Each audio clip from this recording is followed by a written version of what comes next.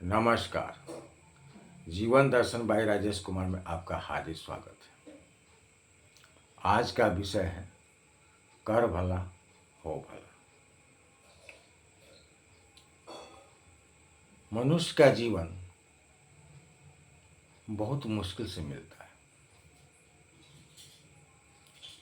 वेद पुराणों में ऐसा कहा गया है, यह लिखा हुआ है कि 84 लाख योनि भोगने के बाद मनुष्य का शरीर मिलता है और इस मनुष्य के शरीर के द्वारा ही मोक्ष की प्राप्ति होती है। लेकिन कब?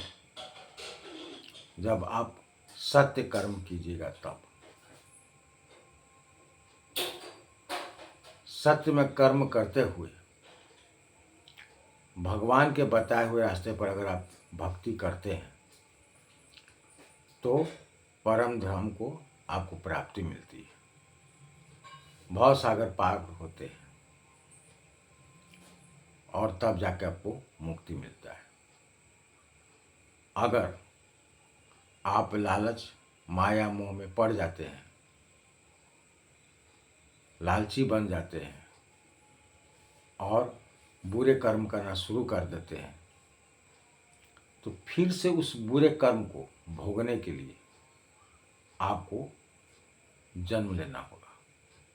किसी न किसी योनि में आपको जन्म लेना होगा। जब तक वो बुरे कर्म मिट कर सत्य कर्म नहीं बनता है तब तक आपको जन्म लेना पड़ेगा। इसलिए मनुष्य योनि जो है बहुत मूल्यवान है, उसका सदुपयोग करना चाहिए और ये मौका कदापि नहीं गंवाना चाहिए कि अच्छे कर्म करके अपने आप को मुक्त कर लीजिए, भगवान की में विलीन हो जाइए ताकि ये जीवन मरण से छुटकारा मिल सके। अब कर भला हो भला। आप किसी भी व्यक्ति को भलाई करने चले हैं, भलाई का सेंस कि वो पैसे से लाचार है तो आप सक्षम हैं तो पैसे देकर मदद कर रहे हैं। कोई शरीर से लाचार है तो अपने शरीर का श्रम दान करके उसके लाचारी को दूर कर रहे हैं और सुख की प्राप्ति दे रहे हैं। कोई व्यक्ति अशिक्षित है और आप पैसे से, शिक्षा से उसको आगे बढ़ा सकते हैं, उसको अच्छा दिशा दे सकते हैं। अगर आप ऐसा सक्षम है करने में तो ये भी भलाई का एक बहुत बड़ा माध्यम है। आपके सत्य कर्म से अगर किसी के जीवन सुखमय हो जाता है, कोई शिक्षित हो जाता है, शिक्षित होकर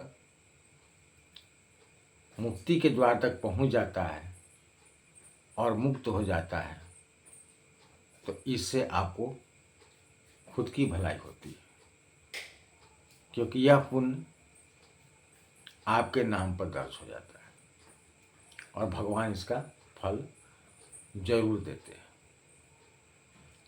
अगर आप सत्य कर्म कीजिएगा तो पुण्य के रूप में आपके पास वो लौट कर आएगा, वो भी सूद सहित। अगर आप बुरा कर्म कर रहे हैं तो वो भी बुराई के रूप में आपके पास आएगा, वो भी सूद सहित। और ये दोनों कर्म को भोगना पड़ेगा आपको। लेकिन यहाँ पर क्या है कि सत्य कर्म भोगने के लिए आपको मार्गदर्शन देगा मुक्ति की तरफ जाने के लिए, लेकिन बुरे कर्म आपको फिर माया जाल में घुमाएगा और आपको बार बार जन्म लेना होगा उस बुरे कर्म को सधाने के लिए। इसलिए जितना आपको हो सके, आपसे हो सके, अच्छे कर्म कीजिए और अच्छे रास्ता दिखाइए। अगर आपके जीवन से, आपके कुछ भलाई करने से किसी का जीवन सुखमय हो जाता है और वो आगे बढ़ता है और उसको मोक्ष की प्राप्ति होती है, तो वो सुकर्म भी आपके पास पुण्य बनकर आएगा और आपको मोक्ष की प्राप्ति देगा।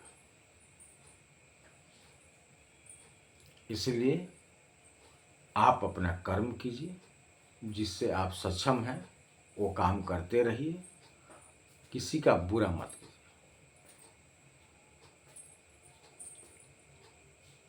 किसी भी स्थिति परिस्थिति में आप सच का और अच्छाई का साथ मत छोड़िए। ये जो दुनिया है ना, पानी के उस भंवर की तरह है जो आपको नीचे तक डुबा देगी अगर आप संभल कर नहीं तैरना सीखते हैं तो।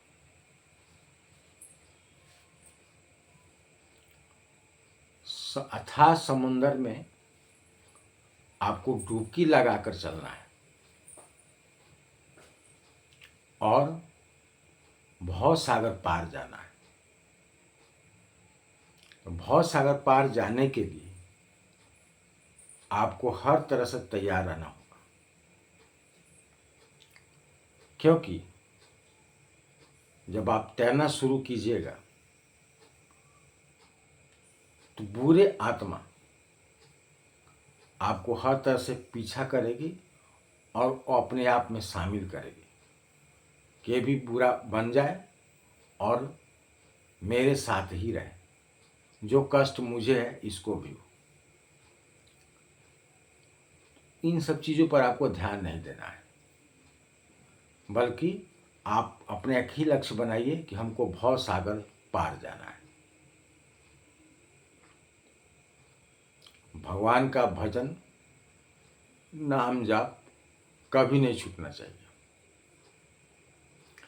आपके बारे में कौन अच्छा कह रहा है, कौन बुरा कह रहा है, कौन क्या सोच रहा है,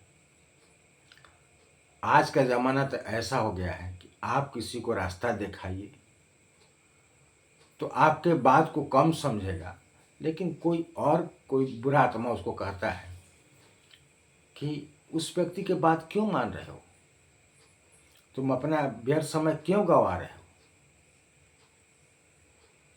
उसका साथ छोड़ो, तुम्हारे लिए वो कर्म नहीं है। तुम दारू पियो, शराब पियो,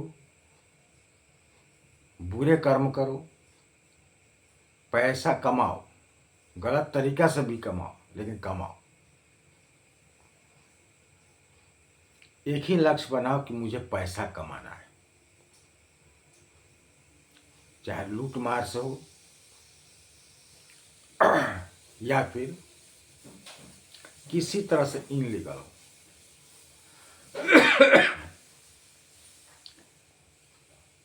पैसा कमाना है, दारू शराब पीना है, ऐश करना है, किसी चीज़ की कमी नहीं रखनी है।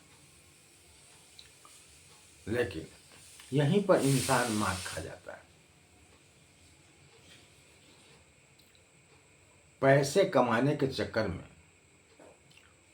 वो अपना असली जीवन जीना भूल जाता है। इसलिए अंत समय में उसको पछतावा के सिवा कुछ नहीं हासिल होता है।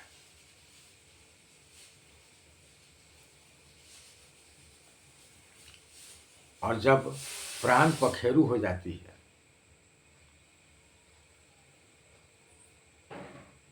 तो उसको फिर वही सजा मिलता है।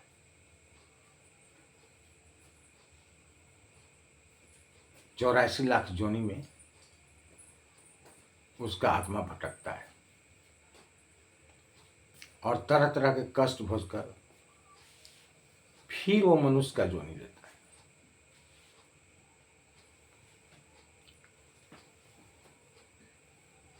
फिर वैसी रास्ता पर चलना होता है। और जब तक मनुष्य का अंतर ज्ञान नहीं होता है तब तक ये चक्र चलता रहता है। मेरा ऐसा मानना है कि प्रत्येक व्यक्ति के लिए आप भलाई कीजिए और उसका वापसी का हिसाब किताब आप मत रखिए कि मैं उसके लिए इतना बड़ा कार्य किया, आदमी बनाया या बना रहा हूँ और वो हमको बदनाम कर रहा है, तकलीफ दे रहा है, मेरे बताए रास्ते पर नहीं चल रहा है। इस चीज़ को आप भुला दीजिए।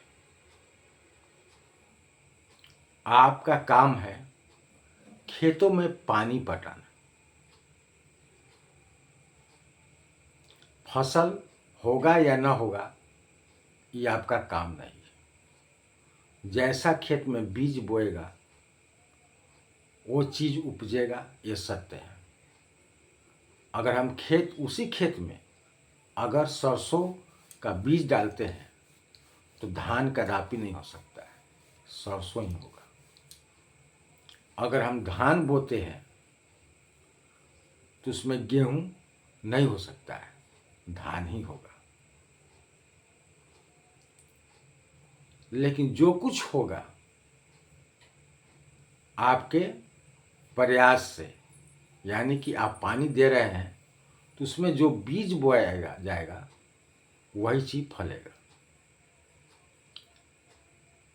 आप अगर ज्ञानी है तो आपका काम है मार्गदर्शन देना, सही रास्ता बताना।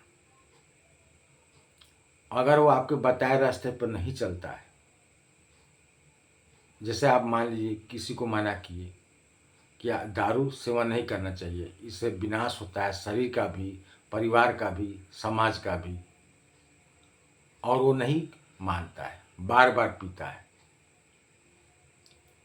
इसमें आपकी गलती नहीं है, आपने तो अपना फर्ज निभा दिया। और वो फिर बुरा कर्म करता है तो उसकी सजा उसको जरूर मिलेगी। उसका कर्म बुरे कर्म में परिवर्तित होकर 10 गुना उसके पास वापस आएगा और उसको कष्ट काफी होगा। इसलिए आप अपना सत्य कर्म पर चलिए, सही शिक्षा दीजिए, लोगों का सही मार्गदर्शन दीजिए। और भलाई ये जरूरी नहीं कि आप पैसा बांट के कर सकते हैं, कदापि नहीं। किसी व्यक्ति के बुरे कर्म को हटाकर सत्य कर्म उसमें डाल देना, ये सबसे बड़ा भलाई का कार्य है।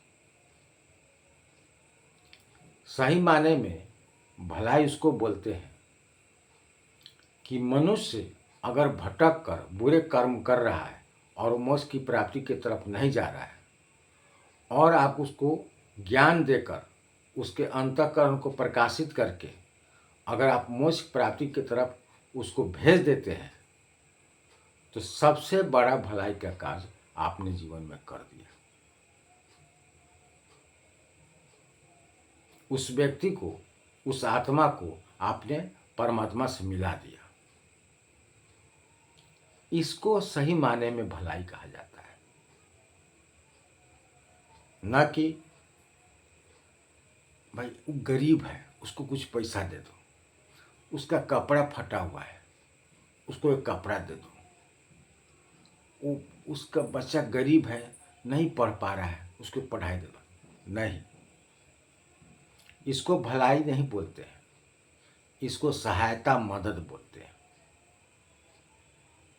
भलाई का एकदम सही मतलब है कि कोई व्यक्ति अपने मार्ग से, मोक्ष के मार्ग से अगर भटक गया है, बुरे कार्य की तरफ चला गया है, उसको अंगुली पकड़कर